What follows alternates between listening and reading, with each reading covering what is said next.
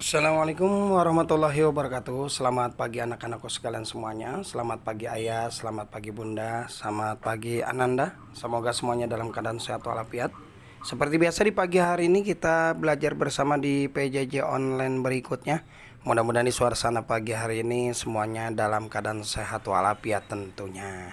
Dan jangan lupa seperti biasa diingatkan kembali bahwa untuk menjaga kesehatan kita harus mengikuti protokol yang sudah dianjurkan oleh pemerintah. Di antaranya adalah mencuci tangan, menjaga dan memakai masker.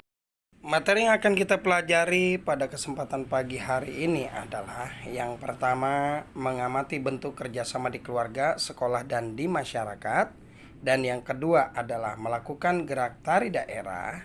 Dan yang ketiga adalah melakukan apresiasi penampilan tari. Dan yang keempat adalah menemukan informasi dari pemantulan dan penyerapan bunyi. Kemudian melakukan percobaan pemantulan dan penyerapan bunyi. Sikap yang dikembangkan pada pembelajaran kedua kali ini adalah yang pertama religius, yang kedua kerjasama, yang ketiga peduli sosial, keempat bersahabat, dan yang kelima adalah mandiri. Mensyukuri kondisi manusia sebagai makhluk sosial. Manusia adalah makhluk sosial yang tidak dapat hidup tanpa bantuan orang lain. Sebagai makhluk sosial, manusia perlu mengenal dan bekerja sama satu dengan yang lainnya.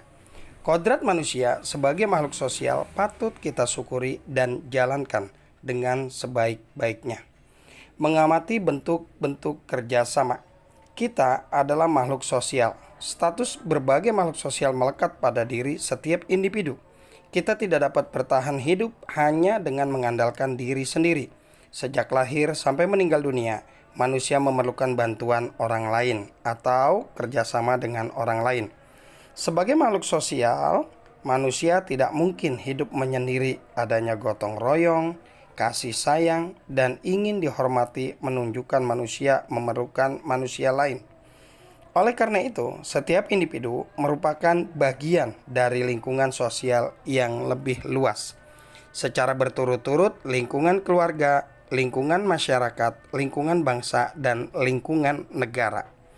Setiap manusia normal memerlukan orang lain dan hidup bersama-sama dengan orang lain untuk memenuhi berbagai kebutuhan hidupnya, baik kebutuhan yang bersifat material maupun kebutuhan yang bersifat rohaniah.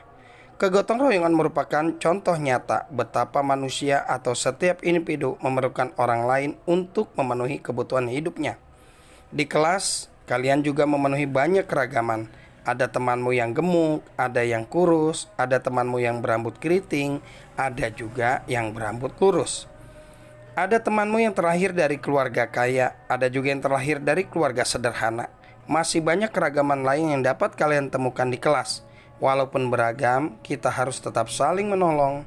Sikap tolong-menolong sangat penting untuk menumbuhkan kepedulian tolong-menolong tersebut dilakukan untuk kebaikan. Misalnya, tolong-menolong dalam belajar kelompok. Tolong-menolong dalam keburukan tidak boleh dilakukan. Kita harus menolong teman yang mengalami kesusahan. Teman yang mengalami kesusahan membutuhkan bantuan dan perhatian. Teman yang sakit harus dijenguk. Teman yang terkena musibah harus dibantu. Menolong orang lain harus dilakukan dengan ikhlas dan tidak mengharap imbalan.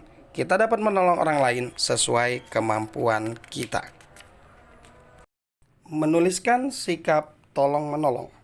Kamu mendengar kabar ibu penjajah makanan keliling yang menjadi tetanggamu sedang tertimpa musibah. Anaknya sedang sakit di rumah sehingga ia tidak dapat berkeliling menjajakan makanan yang dijualnya. Padahal ia membutuhkan uang dari hasil penjualannya. Bantuan apa yang dapat kamu berikan? Sikap apa saja yang dapat kamu praktekkan untuk membantu meringankan bebannya? Kerjasama artinya usaha dalam mencapai tujuan bersama. Kerjasama yang dilakukan untuk mencapai kebaikan bersama. Kerjasama tidak boleh dilakukan untuk keburukan. Manfaat kerjasama antara lain menghemat biaya dan tenaga, menjaga kerukunan dan meningkatkan keamanan serta ketertiban. Dengan bekerja sama, suatu masalah bisa diatasi dengan cepat dan tuntas. Kerjasama membuat hidup damai, tentram, dan harmonis. Kerjasama akan berhasil baik jika saling menguntungkan. Semuanya merasa diuntungkan, tidak ada yang merasa dirugikan. Setiap orang yang terlibat mendapatkan bagian tugasnya. Pekerjaan dibagi dengan adil. Contohnya, tiap anak dalam regu piket mendapatkan tugas masing-masing. Kebersihan adalah pangkal kesehatan. Kebersihan menjadi tanggung jawab warga sekolah. Pada hari Sabtu diadakan kegiatan kerja bakti di sekolah. Anak-anak membawa alat kebersihan seperti sapu, sabit, ember, dan kain pel. Para siswa membersihkan halaman dan kebun sekolah. Para siswi membersihkan ruang kelas, menyapu, dan mengepel lantai. Semuanya melakukan tugas dengan senang hati. Mengamati keragaman budaya Indonesia. Indonesia memiliki beragam budaya, contohnya tari-tarian tradisional. Tetapi tari-tarian tradisional Indonesia mulai berkurang peminatnya karena masuknya budaya barat seperti breakdance dan modern dance. Oleh karena itu, pemerintah, pemerhati budaya, dan pemuda-pemuda yang mencintai budaya Indonesia bekerja sama untuk melestarikannya dengan cara membuka sanggar-sanggar tarian tradisional serta memperkenalkan tarian tradisional kepada anak-anak sedini mungkin. Itulah salah satu bentuk kerjasama yang dilakukan untuk mencapai satu tujuan, yaitu melestarikan budaya Indonesia. Amatilah gambar yang ada pada video tersebut. Jika tidak ada kerjasama, tari tersebut tidak akan terlihat indah. Itulah interaksi sosial yang ada dalam tari tradisional. Pemain tidak bergerak semaunya, tetapi saling bekerja sama untuk menciptakan gerakan yang indah. Assalamualaikum.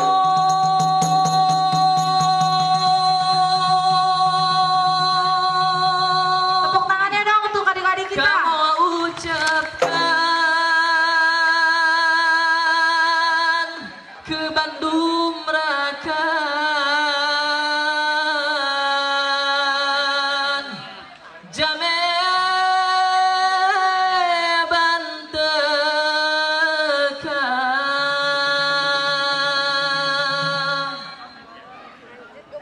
Assalamualaikum. Pointan bulan lun mobril salam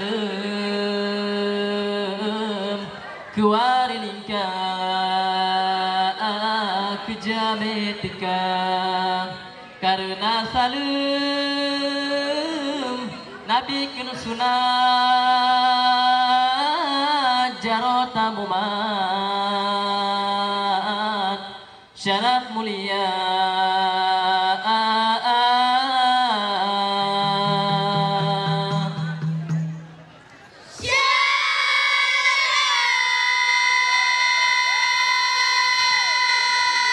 Tepuk tangannya dimohon untuk adik-adik sahabat kita.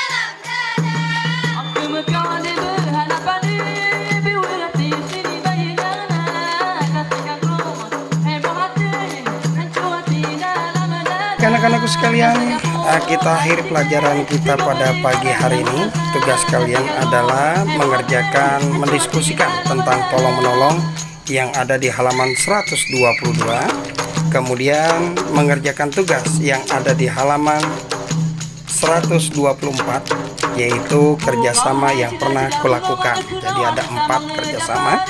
Dan yang terakhir adalah yang ada di halaman 125, menjawab pertanyaan tentang gerak tari daerah. Yang pertama, mengapa para penari dituntut untuk berlatih dengan serius? Yang kedua, apakah manfaat sanggar tari tradisional bagi masyarakat? Yang ketiga, mengapa kita harus melestarikan tari daerah? Jangan lupa jawaban kamu tulis, boleh dikerjakan di buku paketnya, boleh juga di buku tulis, kemudian nanti dipoto, dikirimkan ke WhatsApp 0858 837 83797, kemudian dituliskan halaman berapanya, kemudian hari dan tanggalnya. Demikian itu saja yang dapat Pak Endang sampaikan pada kesempatan pagi hari ini. Kita bertemu kembali di waktu dan gelombang yang sama. Jangan lupa like, komen, dan subscribe-nya ditunggu. Itu aja.